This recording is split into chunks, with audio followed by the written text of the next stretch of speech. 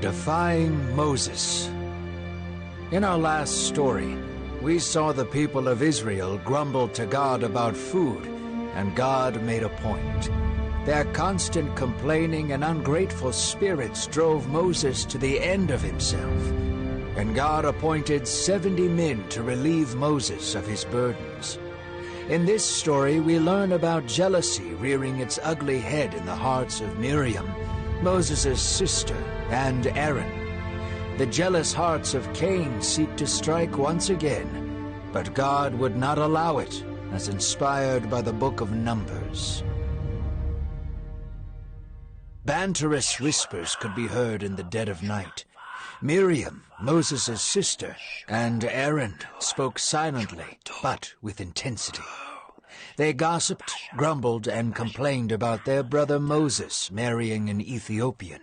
For whatever reason, Miriam boiled with anger towards Moses' wife. Yet the true heart behind her distress was revealed in her words. "Does God only speak through Moses?" she whispered, doing her best not to be heard by anyone else. "He has spoken to you, me, and plenty others here." Aaron agreed with Miriam, having been both jealous and embarrassed by Moses' faithfulness and favor. They validated one another's words. Their hearts had been gripped by an evil that once took over the heart of Jacob's sons towards Joseph years ago. As they spoke to others, their dishonor for Moses increased, and they began to sow subtle doubt among the people.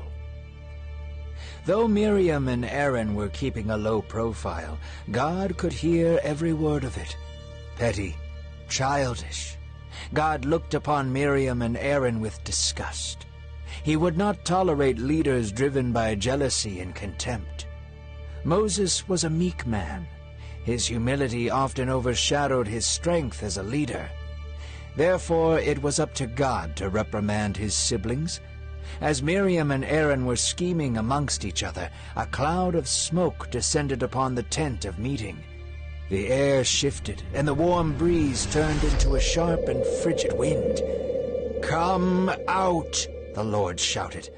He beckoned Moses forward, and forced Aaron and Miriam out from the shadows. God spoke to Miriam and Aaron as a shepherd would to wolves. His anger emanated from the cloud as he said, "Hear my words and listen carefully. When I speak to my prophets, I come to them in dreams and visions. This is not so with Moses. He is faithful, and I speak to him clearly, plainly, and with no riddles. You should fear speaking about him the way you have. You should tremble at the very thought of mistreating him." God truly spoke as a protective father, and his anger was kindled against the two of them, and the cloud of smoke disappeared as quickly as it came. Silence fell upon them as they sat in the tent. Moses could not look them in the eyes. He tilted his head to the floor, heart aching from the betrayal of his closest friends. Moses closed his eyes, thinking about what he would say next. He had never had a way with words. What would he say now? As he was thinking, he heard his brother gasp. Moses lifted his eyes and saw Aaron's face in shock as he looked at his sister. Miriam's face had become white as snow, and her skin began to peel off her face. Miriam shrieked and cried out in pain as her entire body began to rot. Pieces of flesh peeled from Miriam's face like paper, and her fingers began to fall off one by one. Aaron watched as his sister became riddled with leprosy.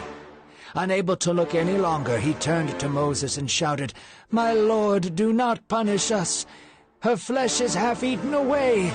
Aaron cried with his face to the floor in front of Moses. Moses was just as sickened as Aaron. He shivered at the sight of Miriam, whose teeth had been dangling from her open mouth. "Oh, God," Moses shouted, "please heal her, please." Moses begged. So God did as Moses requested, and Miriam lived outside the camp for 7 days. God allowed her to live with the outward display of her inward character. After she had healed, she rejoined them, and the three continued to lead the people together.